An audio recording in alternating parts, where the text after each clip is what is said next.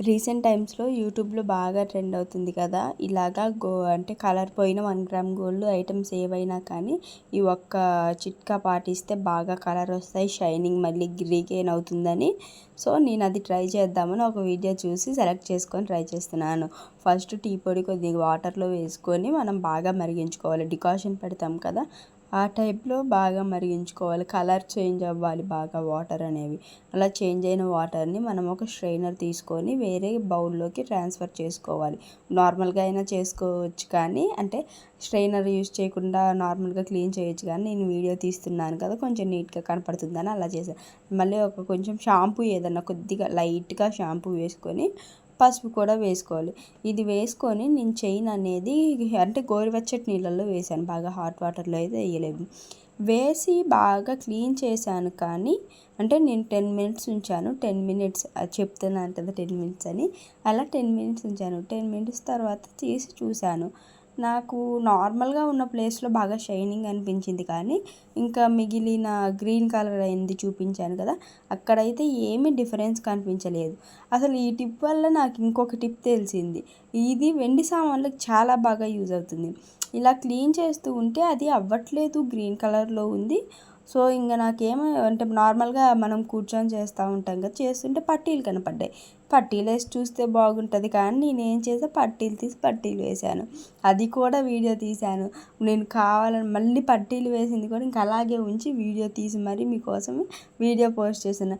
పట్టీలకి వెండి సామాన్లకి అయితే పక్కా సెట్ అవుతుందని నేను చెప్తాను.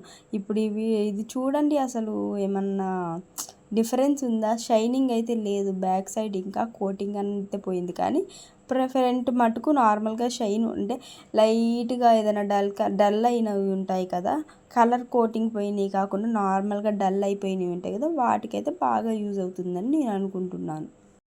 నా పట్టీలు ఎలా ఉన్నాయో చూడండి. ఇప్పుడు ఇవి వేసి ఒక 10 మినిట్స్ అనేది నేను వాటర్లో ఉంచుతాను. 10 మినిట్స్ వాటర్లో ఉంచిన తర్వాత నార్మల్గా మన బ్రష్ ఉంటుంది కదా, బ్రష్తో క్లీన్ చేస్తాను. క్లీన్ చేస్తే ఎలా వస్తాయో మీరే ఎండ్ వరకు చూడండి, మీకు డిఫరెన్స్ తెలుస్తుంది. ఇవనే కాదు, ఇంకొక పట్టీలు కూడా వేశాను మా మమ్మీవి. అవి చాలా ఇయర్స్ నుంచి పక్కన పెట్టి ఉంచారు, బ్లాక్గా అయిపోయాయి. వాటిని కూడా వేసి నేను వీడియో తీశాను, అది కూడా చూడండి. దానికైతే ఇంకా డిఫరెన్స్ తెలుస్తుంది. ఇక్కడ కూడా డిఫరెన్స్ చాలా వచ్చింది. నేను కాళ్ళకు పెట్టుకుంటే కూడా చాలా కొత్త పట్టీలాగా అనిపించాయి. ఇవి ఇంకా మనం నార్మల్ వాటర్లో కడుక్కొని యూజ్ చేసుకోవచ్చు. ఈ టిప్ అయితే వెండి సామాన్లకు పర్ఫెక్ట్గా సెట్ అవుతుంది. ఎవరైనా వెండి క్లీన్ చేయాలనుకుంటే ఈ టిప్ ఫాలో అయిపోండి. గోరువెచ్చటి టీ అంటే డికాషన్లో కొంచెం పసుపు, షాంపూ ఏదైనా లిక్విడ్ వేసి ఉంచేయండి, మంచిగా కలర్ వస్తుంది. ఇప్పుడు సేమ్ టిప్ ఇంకా మా మమ్మీ పట్టీలకు వాడాను, అది కూడా చూపిస్తా, చూసేయండి. ఇక్కడ నేను ఏం చేశానంటే డికాషన్ టీ పొడి ఉంటుంది, టీ పొడి అయితే నేను పడేయలేదు. అండ్ పట్టీలు ఎలా ఉన్నాయో చూడండి వీడియోలో, బిఫోర్ అండ్ ఆఫ్టర్ మొత్తం మీకే క్లియర్గా అర్థమవుతుంది. ఇక్కడ నేను షాంపూ అనేది మా మమ్మీ ఒంట్లో ఉన్నది యాడ్ చేశాను. యాడ్ చేసి దీంట్లో చిటికెడు పసుపు అనేది ఆల్రెడీ వేసి మరగపెట్టాను. నేను తర్వాత మళ్ళీ ఏం వేసుకోలేదు, ఫస్టే పసుపు వేసి మరగపెట్టాను. ఇవి స్ట్రెయిన్ చేసుకొని యూజ్ చేయొచ్చు, స్ట్రెయిన్ చేయకుండా యూజ్ చేయొచ్చు, ఎందుకంటే లాస్ట్లో మళ్ళీ కడుగుతాం కాబట్టి. సో ఇక్కడ ఈ పట్టీలో నేను క్లీన్ చేసినవి, ముందు రోజు క్లీన్ చేసినవి ఇవి 2 to 3 డేస్ అయినా కానీ అలానే బాగానే ఉన్నాయి. ఈ 10 మినిట్స్ తర్వాత తీసాను. ఇప్పుడు బ్రష్ పెట్టి క్లీన్ చేసుకోవాలి. మనం నార్మల్గా కింద నురగతో మొత్తం పెట్టి బ్రష్తో క్లీన్ చేసుకుంటే మనకు మంచి రిజల్ట్స్ ఉంటాయి. దీనివల్ల దానికి పట్టిన ట్యాన్, అంటే పసుపు వేసాం కాబట్టి పట్టీలకు పట్టిన ట్యాన్ అనేది చాలా వరకు రిమూవ్ అవుతుంది. మీరే డిఫరెన్స్ చూడండి, బిఫోర్ అండ్ ఆఫ్టర్ ఎలా ఉన్నాయో.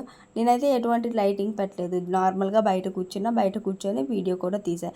బిఫోర్ అండ్ ఆఫ్టర్ పిక్స్ వచ్చేసి ఇంకా క్లీన్ చేయాలి, కానీ చేయలేదు.